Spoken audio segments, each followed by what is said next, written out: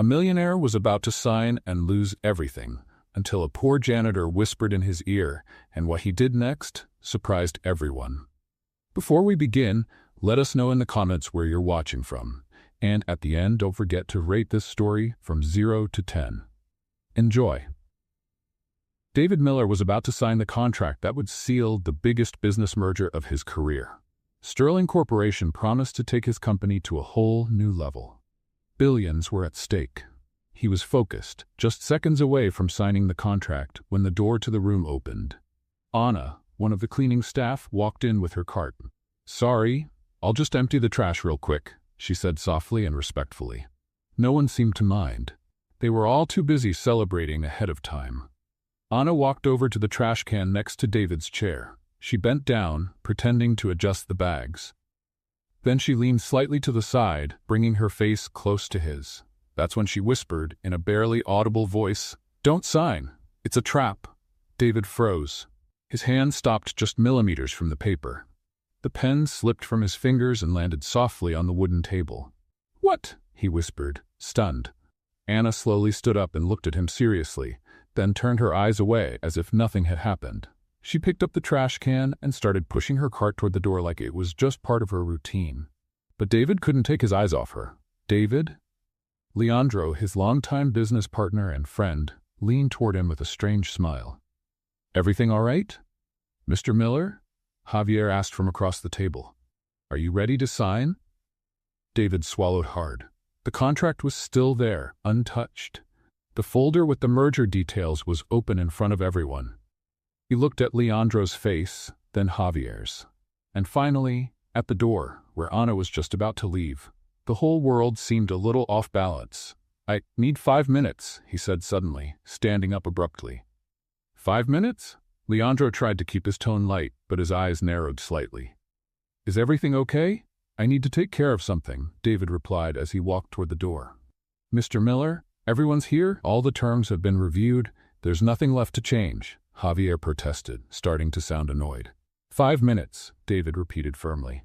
Without waiting for any more objections, he stepped out the door and pushed it closed behind him. Anna was just a few steps down the hallway, pushing her cart.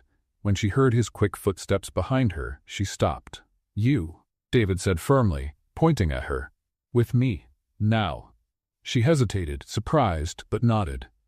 They walked in silence to a small break room. David walked in first and she followed. He shut the door firmly behind them and looked at her with a controlled intensity.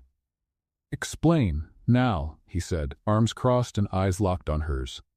"And convince me you're not completely insane for interrupting me like that."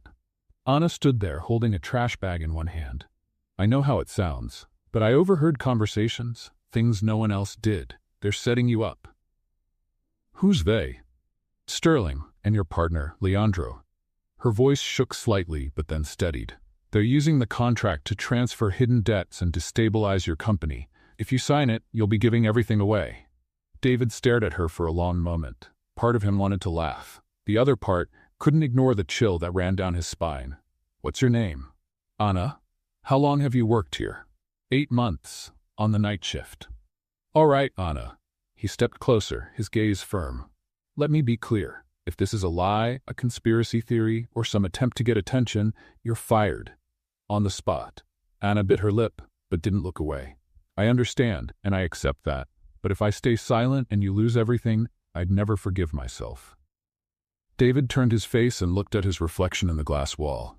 Chicago kept spinning below, but his world had just cracked. This woman had nothing to gain and everything to lose. Yet she was standing there anyway. "Do you have proof?" he asked without looking at her. "I do. Photos, records, screenshots, I can show you tonight." 7 o'clock, right here in this room, he said, nodding toward the space. "Bring everything. If you don't convince me, it'll be your last day here." Anna just nodded. David waited for her to leave before pressing his forehead against the cold wall. Outside, the contract was still waiting for his signature. But now, for the first time in his entire career, he was hesitating. David walked back into the meeting room, his heart pounding. All eyes turned to him as he pushed the door open. Leandro was leaning over the table, speaking quietly with Javier, but straightened up quickly when he saw him. "Did you take care of what you needed?" Leandro asked, his smile not reaching his eyes. Yes. David walked toward the table but didn't sit down. He looked at the contract, then at the faces around him. Actually, I think I need to review a few clauses again. Review? Javier frowned. Mr. Miller, we spent weeks going over every detail of this document. And that's exactly why I want to take one last look. David picked up the folder and closed it firmly. Let's reschedule for tomorrow. The silence in the room was tense. Leandro stood up slowly, his fists pressed against the table. David, this doesn't make sense. We're wasting valuable time. Sterling has other interested parties, you know that. Then let them be. David stared coldly at his childhood friend. One night won't make a difference. It will. Javier slammed his hand on the table. The market's unstable. The stock is up. It's now or never. David watched the man's agitated reaction. Anna had been right about something. This pressure wasn't normal. The decision is mine. He took the contract and placed it in his briefcase. I'll see you tomorrow. Without giving them a chance to argue, David left the room, leaving behind a group of visibly angry men. At exactly 7 o'clock, David walked into the break room. Anna was already there, sitting in one of the chairs with a small backpack on her lap. She stood as soon as she saw him. Thank you for coming, she said, her voice steadier than in the morning. Show me what you've got. David sat across from her at the small round table. Anna opened her backpack and took out her phone. Her hands trembled slightly as she scrolled through the photos. It all started 3 weeks ago. I was cleaning Leandro's office when I heard voices in the next room. She paused and took a deep breath. I recognized his voice and a woman's. They were talking about you. David leaned forward. Go on. Her name is Sophia. Blonde, tall, always wearing expensive clothes. Anna slid her finger on the screen and showed him a blurry photo taken through a crack in the door. This is her. David felt a chill run down his spine. Sofia Delgado, his ex-girlfriend. The one who ended things 2 years ago, saying they were too different. How is she involved in this? She and Leandro, they're together now, and they're planning something against you. Anna swiped to the next photo. Listen to this. She hit play on a recording. The audio wasn't great, but the voices were clear enough. Once he signs, we'll have full control of the assets. Are you sure David suspects nothing? David's always been too naive to notice when he's being betrayed. It was true with me, and it will be true now. What if he finds out? He won't. Trust me, Sophia. In 48 hours, we'll own his company. David ran a hand over his face, the world spinning around him. Leandro's voice was unmistakable, and Sophia's laugh, the one that once made him fall in love, now sounded like poison. Is there more? He asked, his voice rough. Anna nodded and flipped through more photos. Documents snapped in a hurry, contracts with clauses different from the ones David had seen, bank transfers to accounts he didn't recognize. They changed the original contract. Anna pointed to one of the images. See this section? In the version you have, it says you'll keep 60% control. But in the real one, the one they'll use when you sign, you're left with only 20%. This is... David took the phone and brought it closer. This is document fraud. It's a crime. And that's not all.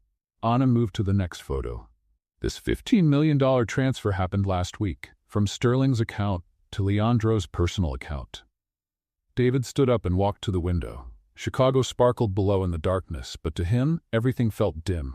Why? He murmured, more to himself. Leandro's been my best friend for 15 years. We went to college together, built everything from scratch. Sometimes people change when there's a lot of money involved. Anna said, putting the phone away. Or maybe they were always like that, and you just didn't want to see it. David turned around, still trying to process everything. Why are you telling me this? You could lose your job. Anna hesitated. Because it's the right thing to do. I can't just stay quiet and watch someone get betrayed like that. David studied her. There was more to it. He could feel it. But Anna clearly wasn't ready to say it. These pieces of evidence. How can I be sure they're real? I understand why you don't trust me, Anna said as she put her phone away. But if you sign tomorrow, you'll lose everything. They've already planned every step. David stayed silent for a long time. Part of him desperately wanted not to believe it. Leandro was like a brother, but the evidence? I need more proof, he said at last. I need to be absolutely sure. I can get more, but it'll be risky. Then be careful, David said, looking straight at her. If this is true, if Leandro really is betraying me. He couldn't finish the sentence. We'll find out the truth, Anna said firmly. After she left, David stayed alone in the room, staring out the window. For the first time in 15 years of friendship, he was doubting Leandro, and that doubt was growing inside him. The next morning, David arrived at the office earlier than usual. He'd spent the whole night thinking about the evidence Anna had shown him. The images of the forged documents wouldn't leave his mind, nor would Leandro's voice in that incriminating recording. He needed more answers. David went straight to Human Resources. He asked to see Ana Santos's file. Martha, the HR employee, looked surprised. "The cleaning lady's file?" she asked, adjusting her glasses. "Did something happen?" "Just a routine check," David lied. "I need to confirm a few details." Martha brought him a thin folder. David opened it, and his eyes widened when he saw the attached resume. Ana Santos, 28 years old, degree in business administration from Northwestern University with a specialization in corporate finance. Previous experience in business consulting at McKinsey & Company.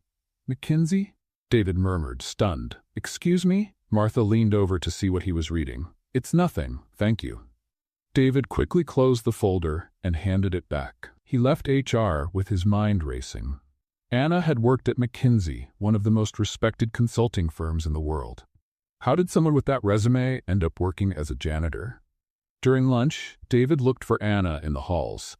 He found her on the 12th floor, cleaning the windows in one of the smaller conference rooms. "Anna," he said, approaching her. "I need to talk to you." She turned around, surprised to see him.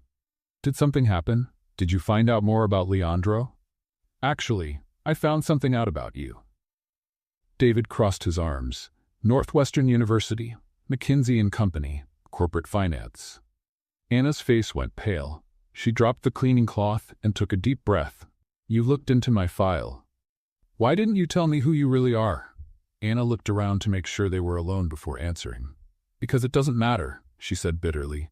"It doesn't matter how many degrees I have or where I used to work. To everyone here, I'm just the Latina cleaning lady." "But McKinsey, that's impressive. How did I end up here?"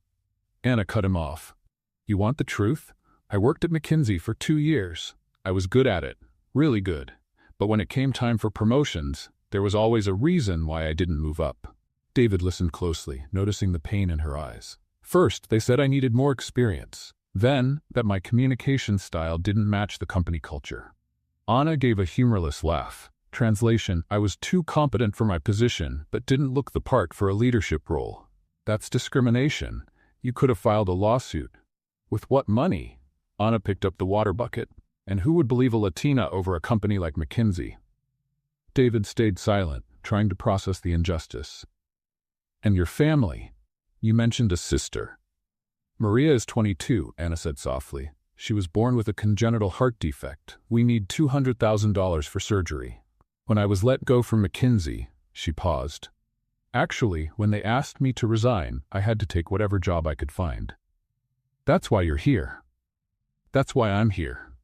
Anna nodded.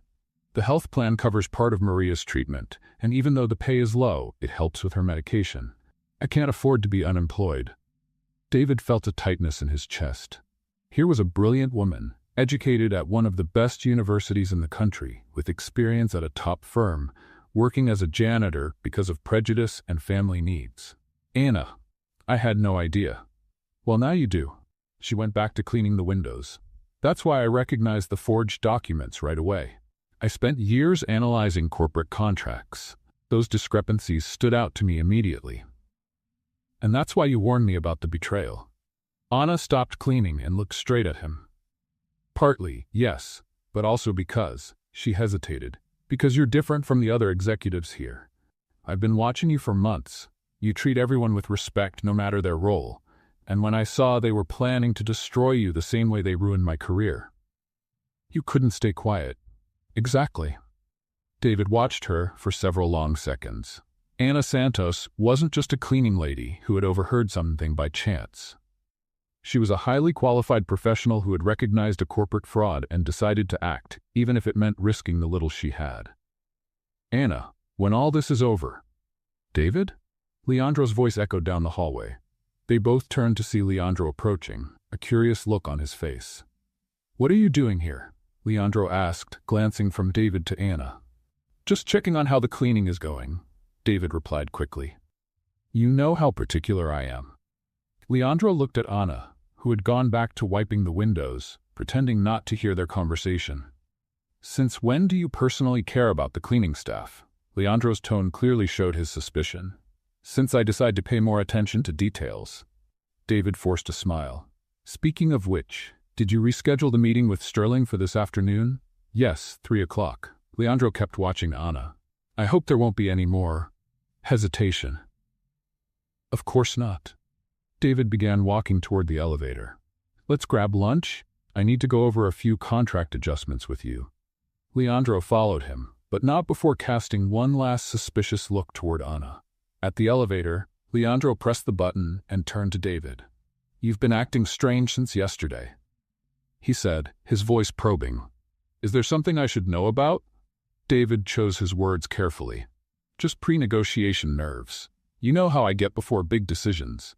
David, we've been friends for 15 years. We built this company together." Leandro placed a hand on his shoulder. "If something's bothering you, you can tell me." David looked into his best friend's eyes, searching for any sign of deception. But Leandro looked genuinely concerned. "I'm fine, Carlos. I just want to make sure we're doing the right thing." "Of course we are," Leandro smiled. "This merger will make us the clear leaders in the market. Trust me." The elevator doors opened, and they stepped inside. But as they descended, David couldn't stop thinking about Anna's words. Sometimes money changes people. And for the first time in 15 years, he was beginning to wonder if he really knew Leandro.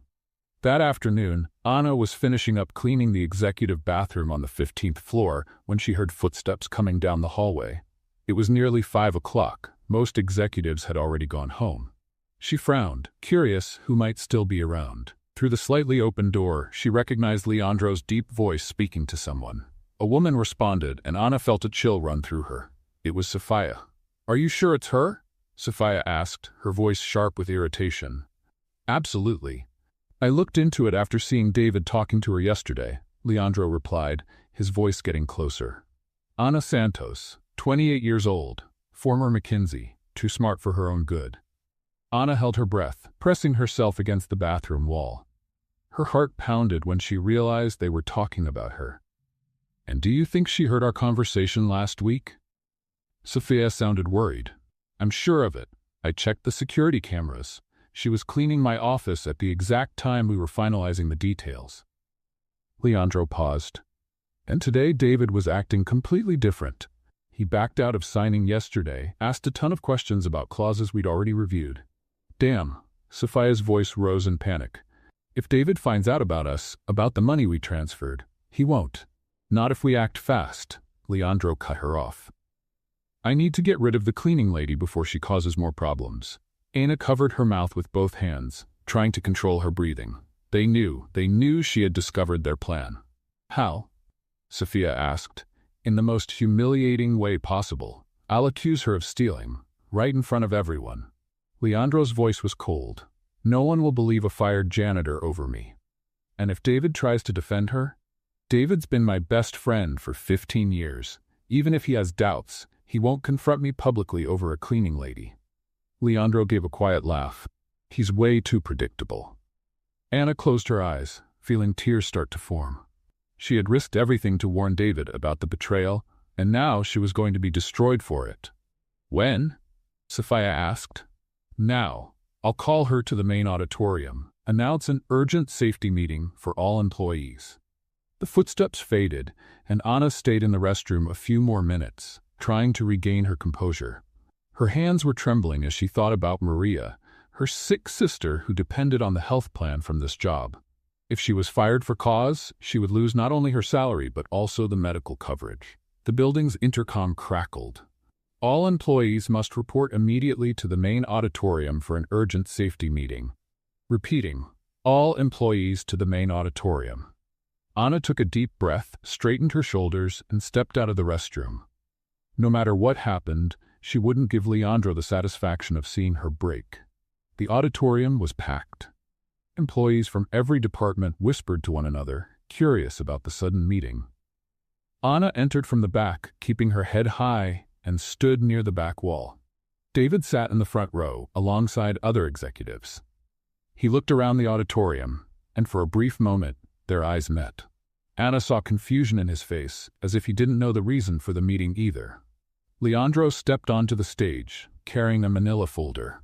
His face was serious, almost grim. "Thank you all for coming on such short notice," his voice echoed through the microphone. "Unfortunately, I need to address a very serious issue involving the security of our company." A nervous murmur spread through the room. Yesterday, we discovered that confidential documents were photographed and removed from the executive offices. Leandro paused for effect. "This is not only a breach of contract, but also a case of corporate espionage." Anna felt a chill run through her. She knew exactly where this was going. "After a detailed investigation with our security team, we've identified the person responsible." Leandro looked directly at Anna. "Ana Santos, from the cleaning staff. Would you please come forward?" All eyes turned to Anna. She felt hundreds of stares on her, some curious, others already judging. Her legs were shaking, but she walked to the front of the room, keeping her dignity despite the humiliation she knew was coming. "Miss Santos?" Leandro continued, his voice taking on a cold, authoritative tone. "Photos of confidential company documents were found on your phone. How do you explain that?" Anna looked at David, sitting in the front row. He seemed shocked, caught between surprise and confusion. She could see the struggle in his eyes. Anna began, but Leandro cut her off. "In addition," he said, "security cameras show you entering executive offices outside of your scheduled cleaning hours." He opened the folder and pulled out printed photos. These images were taken last week. The photos were passed along the front row. Anna saw David take one, and his face twisted into what looked like disappointment. "Miss Santos, theft of intellectual property is a federal crime," Leandro said, stepping closer to her on the stage. "However, given your previously clean record, we're offering termination for cause instead of involving law enforcement. This isn't fair." Anna finally found her voice. "I was trying to protect..." "Protect what?" Leandro interrupted harshly. "Your own interests? Were you planning to sell this information to our competitors?" "No, I was protecting Mr. Miller from..." "Enough!" Leandro slammed his fist on the podium. "I won't allow a dishonest employee to defame this company or its executives." Anna looked at David in desperation, silently pleading for him to say something, to defend her. But David remained silent, his face a mask of inner conflict. "Security, please escort Miss Santos out of the building," Leandro signaled to two uniformed guards. "She is no longer permitted on our premises." "David!" Anna cried out as the guards approached. "You know I was trying to help. You saw the evidence." David stood up slowly, and for a moment, Anna thought he was finally going to speak, that he would stand up against the injustice happening right in front of him. But then he looked away, his jaw tight. "I'm sorry it's come to this, Anna," he said softly, almost in a whisper. "But the evidence is very clear." Anna's heart shattered. The man she had risked everything for, the one she tried to save from devastating betrayal, was choosing to believe his betrayer. "David, please." Her voice broke. "You know who I really am. You know I would never." "That's enough, Miss Santos." Leandro stepped down from the stage and walked toward her, a cruel smile on his face. "The act is over." The security guards grabbed Anna by the arms, but she pulled away with dignity. "I can walk on my own." Her voice was steady again, even though tears were streaming down her face. As she was being escorted out of the auditorium, Anna stopped and turned to David one last time. "When you find out the truth," she said loud enough for everyone to hear, "remember you had the chance to do the right thing today, and you chose not to." David closed his eyes, as if her words were physical blows. Anna was escorted out of the building under the watchful eyes of hundreds of co-workers. Some looked sorry for her. Others looked relieved that the problem had been taken care of. On the sidewalk, one of the guards handed her a box with her few personal belongings. "I'm sorry, Miss Santos," said the older guard, clearly embarrassed. "Orders are orders." Anna nodded, took the box, and started walking toward the subway station. With each step, she felt the weight of humiliation and betrayal. But even more than that, she felt the heavy burden of knowing that David was walking straight into a trap, and now she had no way to warn him. Back in the auditorium, David remained seated even after all the other employees had left. Leandro came over and placed a hand on his shoulder. "I know this is hard, David. She seemed like a good employee," he said, his voice full of fake sympathy. "But sometimes people let us down." David looked at his friend, searching for any sign of dishonesty. But Leandro looked genuinely concerned. "The evidence was very clear," David murmured, mostly to himself. "Yes, it was," Leandro agreed. "But now we can focus on what really matters. The merger with Sterling. Our company is about to become an empire, David. We can't let disloyal employees ruin our dream." David nodded slowly, but a part of him, a small but persistent part, couldn't forget the honest desperation in Anna's voice when she called his name. "Shall we reschedule the signing for tomorrow morning?" Leandro asked. "First thing, no more delays." "Yes," David stood up, still trying to process everything. First thing. As he left the auditorium, David couldn't shake the feeling that he had just made the biggest mistake of his life. And somewhere in the city, Ana Santos walked the streets of Chicago, carrying a box of belongings and a broken heart, still determined to find a way to save the man who hadn't been able to save her. David couldn't sleep at all that night. The image of Ana being escorted out of the building wouldn't leave his mind. The desperation in her voice, the way she called out his name, begging him to stand up for her. And he had stayed silent. At 3 a.m, he gave up trying to sleep.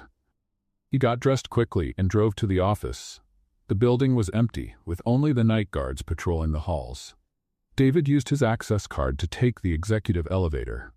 Something about Leandro's accusations didn't make sense. Ana had shown deep knowledge of corporate contracts, had spotted discrepancies that only someone with financial experience would notice. Why would a woman with that kind of expertise try to sell company secrets? And why would she risk everything to warn him about a betrayal if she was involved in corporate espionage?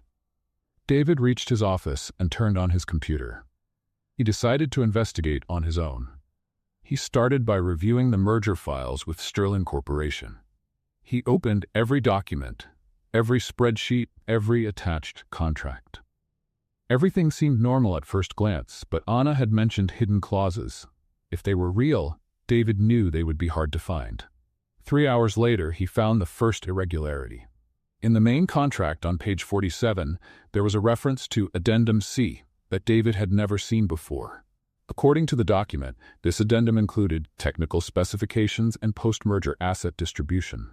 But when he looked for Addendum C in the digital folder, it wasn't there. Intrigued, David accessed the company's main server. He used his CEO credentials to browse the most protected files. Finally, in an encrypted folder he had never seen before, he found what he was looking for. Addendum C, Post-Merger Asset Distribution. David opened the file and felt his blood run cold. According to the document, after the merger, 80% of Miller Technologies' assets would be transferred to a subsidiary called Sterling International Holdings. David had never heard of this company. He kept reading and found out that Sterling International Holdings was registered in the Cayman Islands and had only 2 main shareholders, Leandro Vega and Sofia Delgado. "This can't be," David murmured, reading the document 3 more times just to be sure. But it was all there, in small print and complex legal terms. The plan was both clever and cruel. David would sign the contract thinking he was keeping majority control of the company, when in fact he'd be handing over almost everything to a shell company secretly controlled by his best friend and his ex-girlfriend. David printed the document and kept digging. Using his CEO credentials, he accessed the company's banking records. What he found confirmed his worst fears. In the last 2 months, several so-called merger preparation transfers had been made, totaling $23 million. The money had supposedly gone to Sterling Corporation accounts, but David noticed something strange. The account numbers didn't match the ones listed in the original contract. Using his access to the corporate banking system, David traced where the money actually went. $23 million had been transferred to a personal account under the name L. Vega, Leandro Vega. 15 years of friendship. David whispered, feeling like he'd been punched in the gut. But there was more. David found emails between Leandro and Sterling executives that he had never been copied on. The messages revealed that the merger was really a hostile takeover in disguise. Sterling Corporation wasn't even a real, active company. It was just a front for the scam Leandro and Sophia had set up. In one email dated 3 weeks ago, Leandro wrote, "David is completely naive. 15 years of friendship blinded him to the possibility of betrayal. By the time he realizes what happened, we'll already have full control of the assets and be out of the country." Sophia was right. He really is too predictable. David had to stop reading. His hands were shaking as he held the mouse. His best friend, the man who had been the best man at his wedding, who cried with him when his mother passed away, who stood beside him while they built the company, was planning to destroy him completely. He kept investigating and uncovered even more of the plan. After David signed the contract, Leandro would announce an emergency restructuring, claiming made-up financial issues. David would be forced to step down as CEO for the good of the company, and Leandro would take full control. Then, all the real assets would be transferred to Sterling International Holdings, leaving David with nothing but debts and legal responsibilities.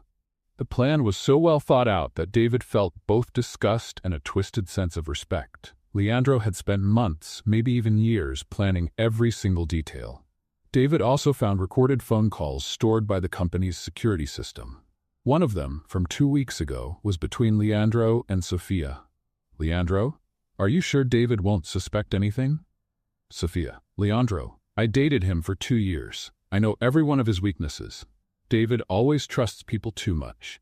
It's his biggest strength and his biggest flaw. What if he finds out before the signing?" "He won't. But if he does, we have the forged documents. We can claim he was trying to commit fraud himself, with my word against his."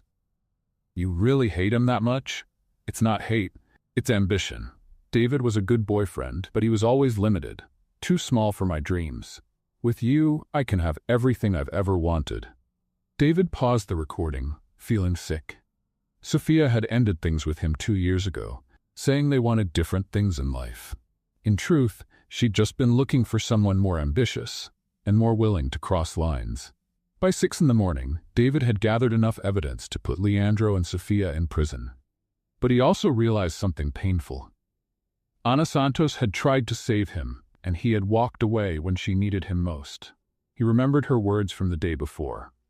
"When you find out the truth, remember you had a chance to do the right thing today, and you chose not to." She was right, completely right, and now David had to find a way to fix the terrible mistake he had made. But first, he had to make sure Leandro and Sophia didn't find out that he knew the truth.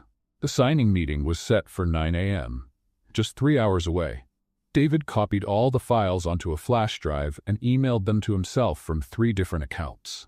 Then he cleared his browser history and shut down the computer. As he was leaving the office, his phone rang. It was Leandro. "David? I'm glad you picked up," Leandro said, his voice sounding falsely concerned. "I couldn't sleep after what happened yesterday with the cleaning lady. I know it shook you up." "I'm okay," David replied, trying to keep his voice steady. "It was tough, but you were right. The evidence was clear." "I'm glad you understand." David could hear the relief in Leandro's voice. "Are you ready for today's meeting? Our big moment has finally arrived." "Of course. 9 o'clock, right?" "That's right. David, I want you to know that, no matter what happens in business, our friendship will always mean the most to me." David closed his eyes, feeling the sting of that hypocritical statement. "To me too, Leandro. To me too." When he hung up, David knew exactly what he had to do, not just to save his company, but to make things right for the brave woman who had risked everything to warn him about the betrayal. Ana Santos had tried to save him. Now it was his turn to save her. But first, he had to find her. And after humiliating her in front of everyone the day before, David wasn't sure she'd be willing to speak to him again. Looking out the window of his office, watching Chicago wake up under the morning sun, David Miller prepared for the most important fight of his life. A fight not just for his company, but for his own soul. Because he had learned a painful lesson. Sometimes the most important people in our lives are the ones brave enough to tell us the truth we don't want to hear. And Ana Santos had done exactly that. Now it was time to honor her courage with his own. David canceled the meeting with Sterling Corporation, claiming a family emergency. Leandro was furious, but David didn't care. He had more important things to take care of. Using HR records, David found Ana's address, 847 Lincoln Street, apartment 2B, in the Pilsen neighborhood on Chicago's South Side. It was one of the city's poorer areas, mostly Latino, where many immigrant families worked hard to get by with low-paying jobs. David had never set foot in Pilsen before. As he drove down the narrow streets, he couldn't help but notice how different it was from the world he knew. Old brick buildings with rusty fire escapes, small shops with signs in Spanish, children playing on cracked sidewalks. It was a world far removed from the shiny skyscrapers of the financial district. He parked his BMW in front of a 3-story building that had clearly seen better days. The paint was peeling, and some windows had cracks covered with tape. David climbed the creaky stairs to the second floor. He stopped in front of door 2B and took a deep breath before knocking. Shuffling footsteps approached. The door opened just a crack, held by a safety chain. Through the opening, David saw part of Anna's face. Her eyes were swollen like she'd been crying all night. "What do you want?" she asked, her voice cold as ice. "Ana, I need to talk to you. I found out the truth about Leandro and Sofia." "Oh, you just found out?" Ana gave a bitter laugh. "How convenient, after you humiliated me in front of 200 people. Please, just let me explain." "There's nothing to explain." Ana started to close the door, but David placed his hand against it. "Ana, you were right about everything. I found the proof, the contract, the bank transfers, the shell company, everything." Ana paused but didn't open the door further. "And what do you want me to do with that now? You already fired me. You ruined my name. I have nothing left to lose or to gain." "Yes, you do. I can clear your name, I can." "Ana, who is it?" A weak voice called from inside the apartment. Ana sighed and looked at David through the crack. "It's my sister. She's not well." "Please," David said. 5 minutes. I just want to apologize, properly." Ana was silent for a long moment, clearly torn. Finally, she removed the chain and opened the door. The apartment was small and modest, but spotlessly clean and neatly arranged. The furniture was old but well cared for. Family photos on the wall showed Ana and a younger woman smiling during happier times. "Maria," Ana called. "We have a visitor." A young woman around 22 came into the room. She was clearly Ana's sister. Same brown eyes, same delicate features, but she looked very ill. Her skin was pale, and she moved slowly, as if every step took effort. "Hi," Maria said with a faint smile. "You must be Ana's boss." David felt a tightness in his chest. Ana had lost her job but hadn't told her sister yet. "Former boss," Ana corrected quickly. "David, this is my sister Maria. Maria, this is David Miller." Maria extended a frail hand and David shook it gently. "Ana talks a lot about you," Maria said. "She says you're not like other bosses, more human." David looked at Ana, who turned her eyes away, clearly embarrassed. "Maria, why don't you go back to your room and rest?" Ana suggested. "The doctor said you need to save your strength." "All right." Maria headed slowly toward the hallway, but stopped. "It was nice meeting you, Mr. Miller. Please take care of my sister. She's the bravest person I know." After Maria left the room, David turned to Ana. "Why didn't you tell me how serious her condition is?" "I told you she needed surgery." Ana sat on the worn-out couch. "I didn't think I needed to go into detail." "What kind of surgery?" Ana hesitated before answering. "A heart valve transplant. Maria was born with a congenital defect. Her current valve is failing. Without the surgery," her voice broke, "doctors say she might have 6 months." David felt like he'd been punched. Ana had been dealing with all this on her own, working as a janitor to keep her sister's health insurance, and he had fired her right when she needed it most. "How much does the surgery cost?" $200,000. Ana wiped her eyes. "The company's health plan covered 60%. I was saving for the rest, doing extra work on the weekends." "Ana, I can pay." "No." She stood up abruptly. "I don't want your pity or your charity." "It's not pity, it's responsibility." David stood up too. "I made a terrible mistake yesterday. I treated you unfairly." "You didn't treat me unfairly." Ana's voice was filled with pain. "You betrayed me. You knew who I was, you knew I was trying to help you, and you still said nothing while Leandro humiliated me. I was confused, torn between your best friend and a janitor. Anna cut him off. And you chose your best friend, even knowing he was lying.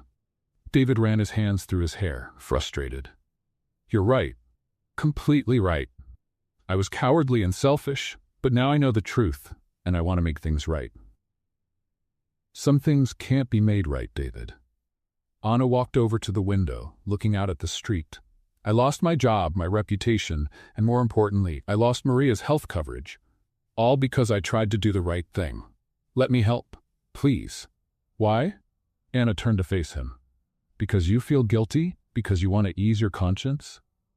Because you're the bravest person I've ever met.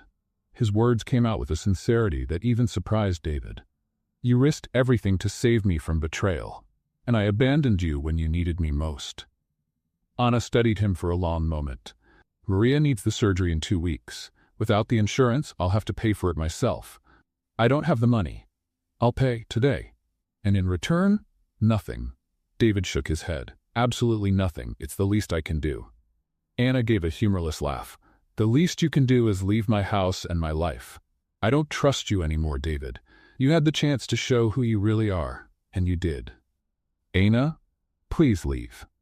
She walked to the door and opened it. Maria needs rest, and I need to look for another job.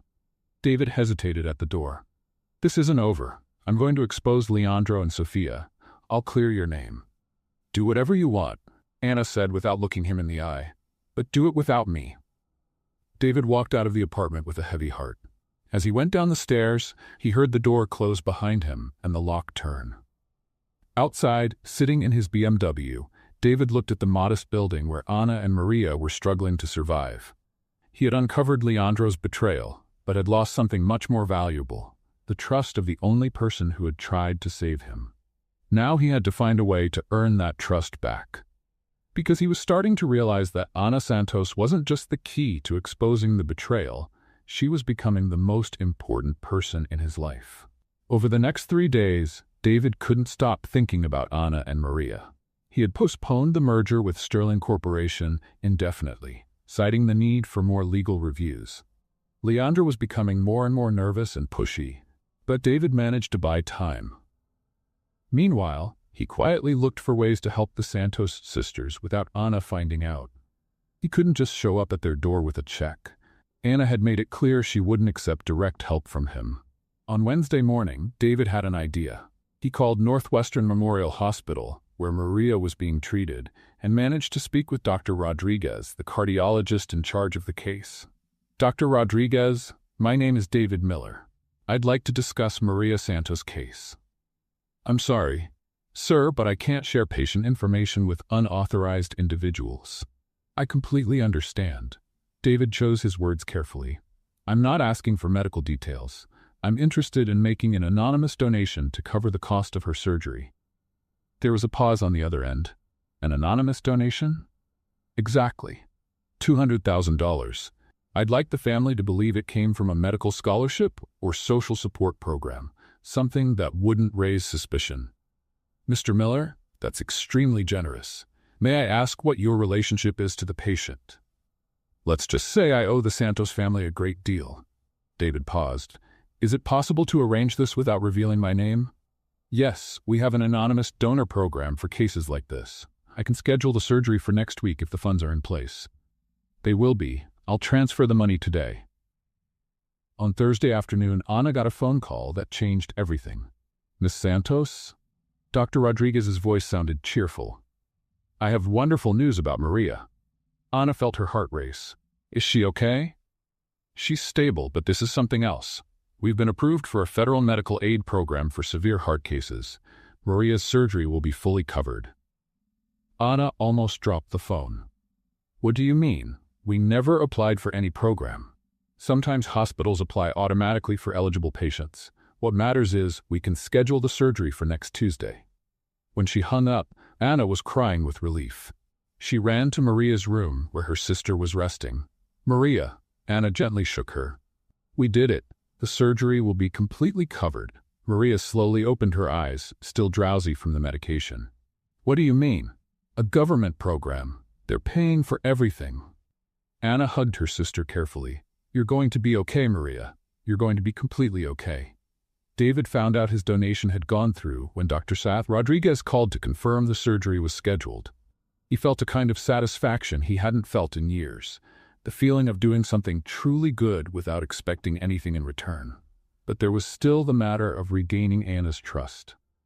And for that, he needed a different kind of plan. On Friday night, David was walking through Millennium Park when he had an idea.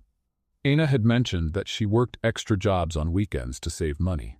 Maybe she was still doing that, even after losing her job at Miller Technologies. David spent all of Saturday looking for her. He visited cafes, restaurants, and offices that hired weekend cleaning staff. Finally, at 5 in the afternoon, he found her. Anna was cleaning the windows of a small accounting office on North Michigan Avenue. She wore simple clothes and had her hair tied back in a ponytail. Even while doing manual labor, she carried herself with a quiet dignity that David found inspiring. He waited across the street until she finished and came out of the building. Anna, he approached carefully. She turned, surprised and clearly annoyed. Are you following me now? No. I mean, yes, but not the way you think. David stumbled over his words. I heard about Maria's surgery, that it was approved by a government program. Anna looked at him with suspicion. So what? I'm happy for you. Truly happy. Thank you. She started walking toward the subway station. David walked alongside her. Anna, can I talk to you? Just 5 minutes? About what? About how awful I feel about what happened. About how you were right about everything. About how I want to make things right this time. Anna stopped and looked at him. David, I understand you feel guilty, but like I said before, I don't need your pity. It's not pity. David took a deep breath. It's admiration, respect, and something more I'm still trying to figure out. Anna frowned. Something more? You made me question everything I thought I knew about myself. David stepped a little closer. About loyalty, about courage, about doing the right thing, even when it's hard. David, please let me finish. He went on. You risked everything to save me from betrayal, and when it was my turn to stand up for you, I failed. But that taught me something important about who I really am and who I want to become. Anna looked at him in silence for a long moment. And who do you want to become? Someone worthy of the courage you showed. Someone who doesn't let fear or blind loyalty get in the way of doing what's right. The cold Chicago wind blew between them, and Anna pulled her coat tighter around her. It's chilly out here, she said, glancing around. There's a coffee shop on the corner. We can talk there. The small cafe was nearly empty. They sat at a table by the window, 2 steaming cups of hot chocolate between them. So, Anna said, stirring her drink with a small spoon, what did you find out about Leandro and Sofia? David pulled a folder from his backpack and laid it on the table. Everything. The entire plan. He opened the folder and showed her the documents. The shell company, the wire transfers, the fake contract. They were planning to steal 80% of my assets. Anna flipped through the papers, and David saw her eyes widen as she read. This is worse than I imagined. She looked up at him. What are you going to do? Expose them publicly on Monday. David leaned in closer. But I need your help. My help? You still have the original photos, the recordings. I need your evidence to complete the case. Anna fell silent, thinking it over. And then, after Leandro and Sofia are exposed, then David hesitated. Then I'd like you to come back to the company, not as a cleaner, as vice president of operations. Anna nearly choked on her hot chocolate. Vice president? You have the knowledge, the experience, and the integrity. The company needs people like you in leadership. David, this is... Anna shook her head. It's crazy. You're not just anything, David interrupted. You're smart, brave, and honest. Those are exactly the qualities I need by my side. They sat quietly for a few minutes, the weight of the conversation settling between them. Can I think about it? Anna asked finally. Of course. But Anna... David reached across the table, his hand almost touching hers.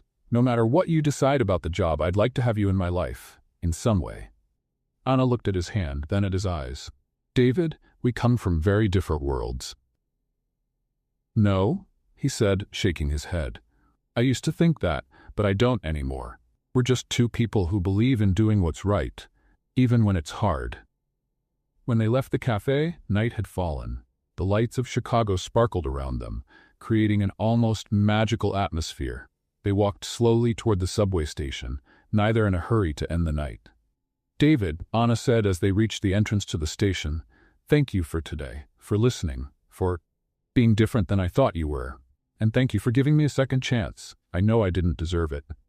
They stood under the streetlights, looking at each other. Anna looked beautiful, her cheeks pink from the cold, her eyes shining under the stars. "Anna," David stepped closer. "Yes? Can I kiss you?" Anna hesitated only for a second, then nodded. David kissed her gently at first, then more confidently as she responded. It was a sweet kiss, full of promises and new beginnings. When they pulled apart, they were both smiling. "This just made things more complicated," Anna said, but her smile showed she didn't mind. "The best things in life usually do," David replied. Anna laughed and walked toward the subway entrance. "I'll call you tomorrow," she said, "to go over the plan for Monday. And to talk about us." She confirmed before disappearing down the stairs. David stood on the sidewalk for several minutes, gazing at the stars above Chicago. For the first time in weeks, he felt like everything was going to be okay. On Monday, he would face Leandro and Sophia. But this time, he wouldn't be alone. He would have Anna by his side, and that made all the difference. On Monday morning, David arrived at the office determined to carry out his plan. He had spent all of Sunday with Anna, planning every detail of how to expose Leandro and Sophia. They had scheduled a board meeting for 2 o'clock, where they would present all the evidence of the betrayal. David stored the incriminating documents in his personal safe and prepared copies to hand out during the meeting. He was nervous, but confident. Anna would arrive at noon to go over the final details. At 10 o'clock, Leandro walked into his office without knocking. "David, we need to talk." His voice had a tone David had never heard before, cold, threatening. "Sure," David said, trying to stay calm. "About what?" Leandro closed the door behind him and stepped closer to David's desk. "About your little late-night investigation on Friday." David's blood ran cold. "I don't know what you're talking about." "Don't lie to me, David." Leandro sat down in the chair across from the desk, crossing his legs with arrogance. "Do you think I'm stupid? That I wouldn't notice someone accessing confidential files in the middle of the night?" David kept a neutral expression, but inside, he was panicking. "I have the right to access any file in my own company." "Oh yes, your company." Leandro gave a humorless laugh. "For now." "What's that supposed to mean?" Leandro pulled his phone from his pocket and placed it on the table. "It means I know exactly what you found. I know you talked to the cleaning lady. I know you're planning to expose me this afternoon." David stood up suddenly. How do I know?" Leandro interrupted. "David, you're even more naive than I thought. You think I don't have people keeping me informed about your every move?" The office door opened again, and Sophia walked in. She looked perfect as always, but there was something cold and cruel in her eyes that David had never seen before.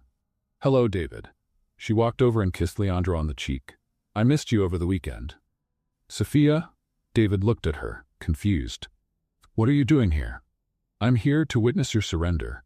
She sat on the armrest of Leandro's chair, running her fingers through his hair possessively. "Surrender?" Leandro smiled and unlocked his phone. "David, you're going to cancel that ridiculous board meeting. You're going to destroy all the evidence you've gathered, and you're going to sign the Sterling Corporation contract today. Are you out of your mind? After what I found out about you two?" "No," Leandro said, turning the phone toward David. "After what I found out about you." On the screen, David saw pictures of himself entering Anna's building in Pilsen, talking to her at the cafe, kissing her on the street. "So what?" David frowned. "There's nothing wrong with—" "Oh, isn't there?" Sophia leaned forward. "David, you used inside company information to locate a former employee. Then you used company funds to pay for her sister's surgery." David felt the ground shift under him. "How do you know about the anonymous $200,000 donation?" Leandro laughed. David, did you really think you could move that kind of money without me knowing? That doesn't prove anything illegal. It proves abuse of power." Sophia pulled a folder from her purse. It proves you were romantically involved with an employee who had access to sensitive information. It proves you paid a large amount of money to influence a witness. David grabbed the documents and flipped through them. They were forged contracts, fake emails, altered bank records. Everything designed to make it look like he had used the company to benefit Anna in exchange for favors. "This is all fake." "Of course it is," Leandro said, standing up. "But who's going to believe you? A CEO who got involved with a cleaning lady and used company money to impress her?" "You can't do this." "We can, and we will," Sophia said, stepping closer to David. "Unless you cooperate." David looked at Leandro and Sophia, two people he had once loved and trusted completely, and now he saw that he had never really known them. "What do you want?" "I already told you," Leandro said, sitting back down. "Cancel the meeting, destroy the evidence, sign the contract." "And if I don't?" Leandro tapped his phone again and showed David another photo. It was Anna and Maria leaving the hospital after an appointment. "Then Miss Santos and her sick sister will find out what happens to people who stick their noses where they don't belong." David felt pure rage run through him. "Don't you dare threaten them." "It's not a threat, David. It's a promise," Leandro said, putting his phone away. "I have contacts all over Chicago. One phone call from me, and Ana Santos won't find work anywhere. And her little sister. Well, accidents happen, especially with people in poor health. You're a monster." "I'm a businessman," Leandro said, adjusting his tie. "And you, my old friend, are a problem that needs to be dealt with." David looked at Sophia, searching for some trace of the woman he had fallen in love with years ago. "Sophia, do you really agree with this? Threatening innocent people?" Sophia laughed, a cold, calculated sound. "David, you were always so romantic, so idealistic." She stepped closer to him. "Do you really think I broke up with you because we weren't compatible? Didn't you? I broke up with you because you were poor." Her words hit like a slap. "Well, not poor exactly, but limited. You were building a small company, dreaming small. Leandro offered me the chance to be truly wealthy." David stared at her, stunned. "You never loved me. I loved your ambitions. I loved the potential of what you could become," Sophia said, touching his face with fake tenderness. "But when I saw that Leandro was willing to do whatever it took to succeed, while you clung to your moral principles, well, the choice was obvious." "Moral principles?" David pulled her hand away. "You say that like it's a bad thing." "In the business world, it is," Leandro said as he stepped closer. "David, you built a $500 million company while limiting yourself with ethics and morals. Just imagine what you could have achieved if you'd been a little more flexible." "I don't want to achieve anything that way." "And that's why you'll lose everything," Sophia said, moving to stand next to Leandro. "Because in the end, people like you always lose to people like us." David looked at the two of them, holding hands, smiling with cruelty. 15 years of friendship with Leandro, 2 years in a relationship with Sophia, all built on lies.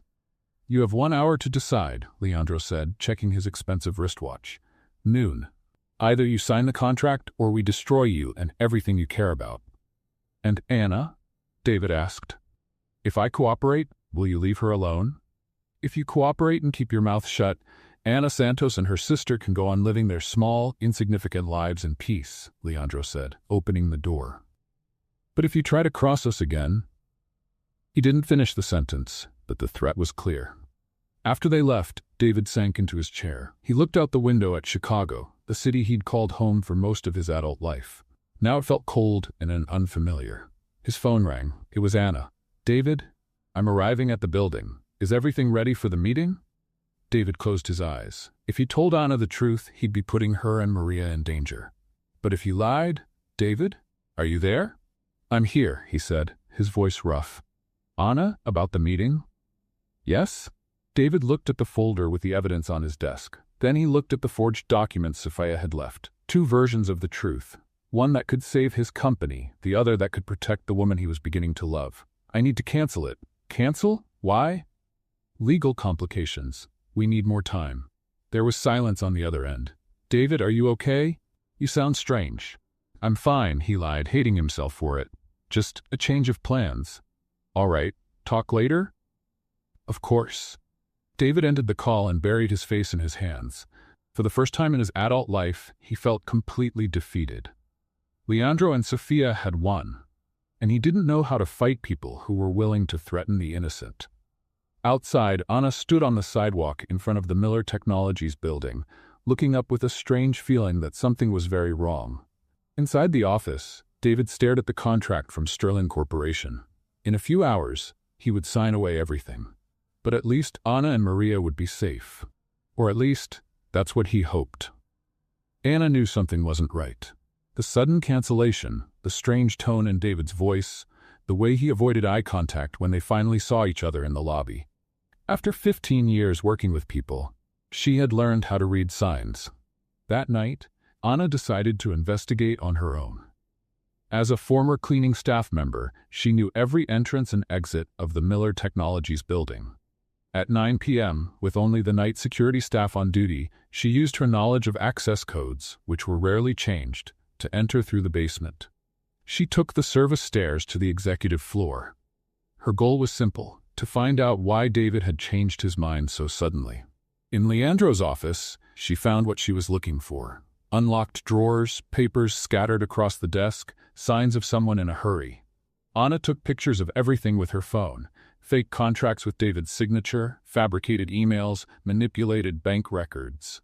But what made her blood run cold were printed photos of her and Maria leaving the hospital, with handwritten notes in the margins: secondary target and pressure point. Anna understood immediately. Leandro had found out about David's investigation and was using her and Maria as leverage. She quickly searched for recording devices. Inside a pen holder on Leandro's desk, she found a small digital recorder, probably used to capture incriminating conversations. Anna checked the audio files. There were dozens of recordings, including conversations between Leandro and Sofia planning the betrayal. But the most recent one, from earlier that afternoon, made her heart race. It was the recording of Leandro threatening David, using her and Maria as blackmail. Anna copied all the files to her phone and left the building just as quietly as she had entered. At 6 a.m. on Tuesday, Anna rang the doorbell at David's apartment in Lincoln Park. He answered in a bathrobe, looking like he hadn't slept. "Anna, what are you doing here so early?" "I need to talk to you. It's urgent." David let her in, clearly nervous. "Anna, about yesterday." "There are complications you don't understand." "I understand perfectly." Anna pulled her phone from her purse. "I know Leandro is blackmailing you because of me." David stared at her, shocked. "How did you—" "I heard the recording." Anna pressed play, and Leandro's threatening voice echoed through the apartment. When the recording ended, David sat heavily on the couch. "Anna, you don't understand the danger. He threatened you and Maria." "I can't take that risk." "David?" Anna sat beside him. "Leandro made a fatal mistake. He recorded his own threats." David lifted his head, a spark of hope in his eyes. "What do you mean?" "I have proof of everything. The recordings, the forged documents, the surveillance photos." Anna showed him her phone. "We have enough to bring them down completely." "But what about the threats? If we expose them, they can't hurt us if they're behind bars." Anna took David's hands.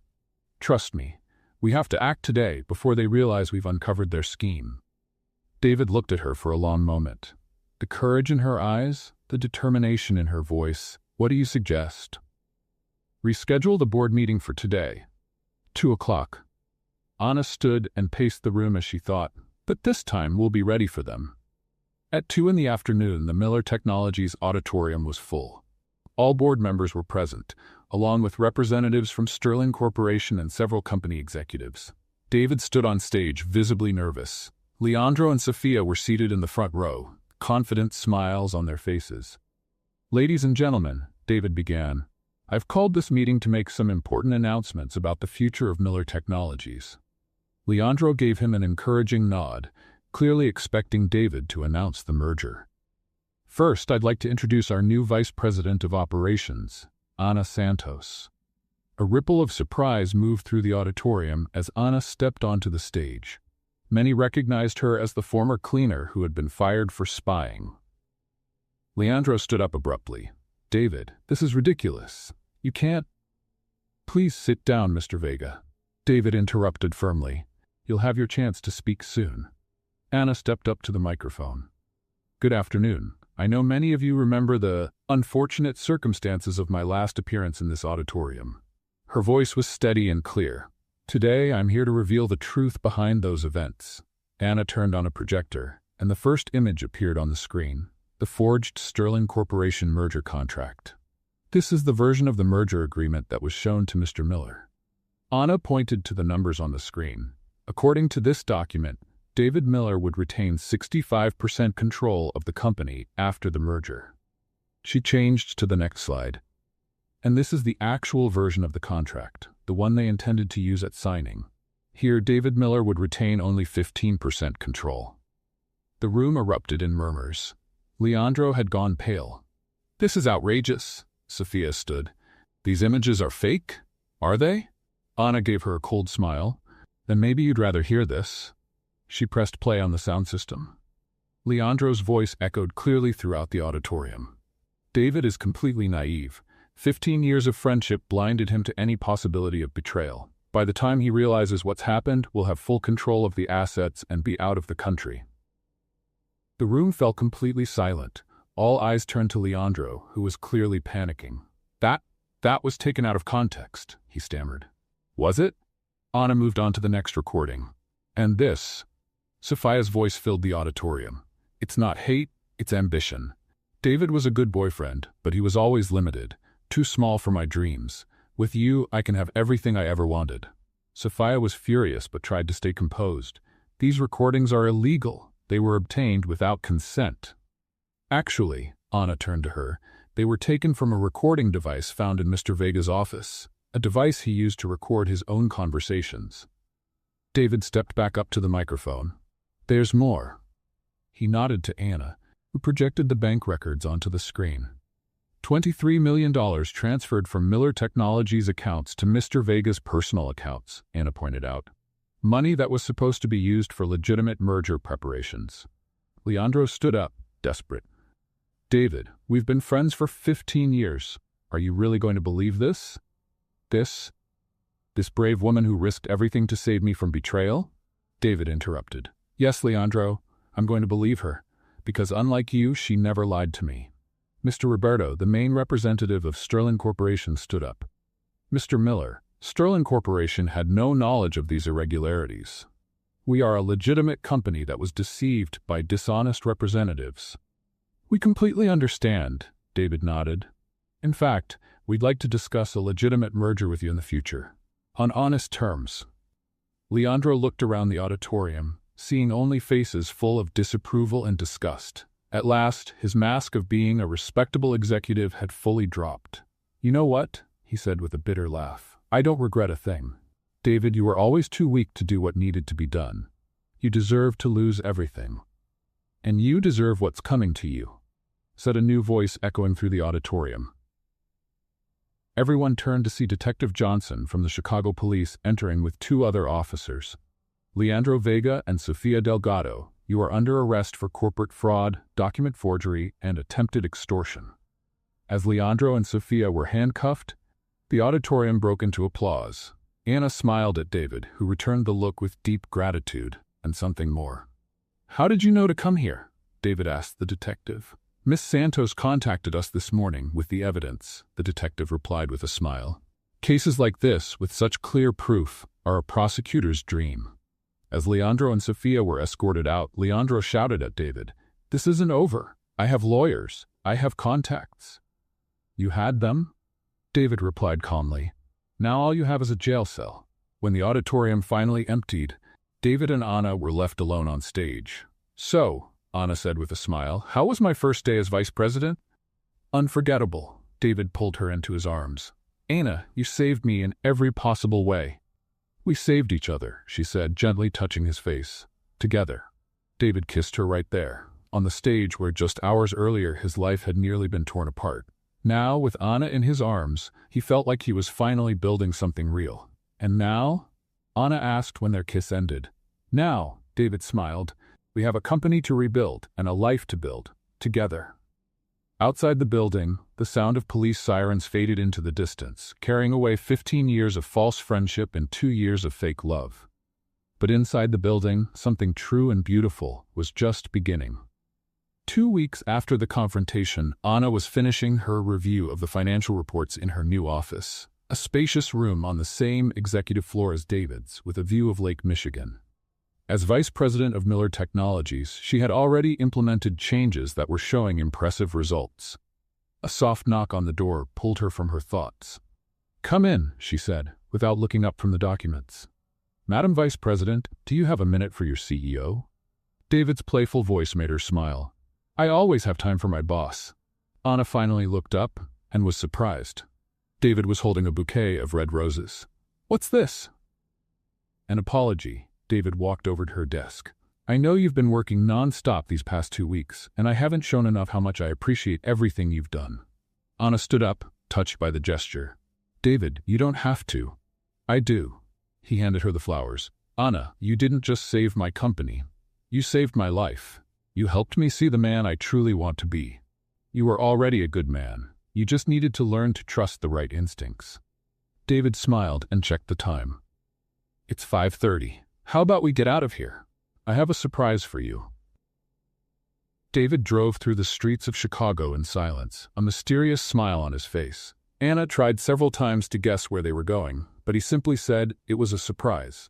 Finally, they stopped at North Avenue Beach. The October sun was setting over Lake Michigan, painting the sky in shades of orange and pink. "What are we doing here?" Anna asked as they walked along the sand. "Do you remember the first time we really talked?" David stopped and turned to her. "In the break room, when you showed me the evidence?" "Of course. You said if I was lying, it would be my last day at the company. And you said if you stayed silent and I lost everything, you'd never forgive yourself." David took her hands. "Anna, that night you showed me what real courage looks like." Anna felt her heart race. There was something different in David's voice, an intensity she had never heard before. "David, let me finish," he said, taking a deep breath. "All my life, I thought I knew what success meant: money, power, recognition. But when I almost lost everything, I realized none of that matters without the right person by your side."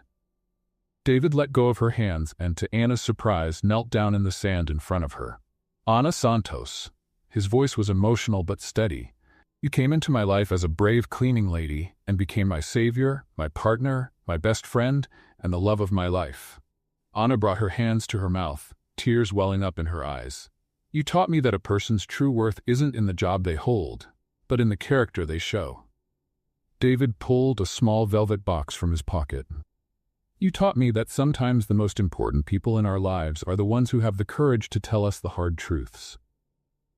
He opened the box, revealing a simple yet elegant ring with a single diamond, sparkling in the golden light of the setting sun.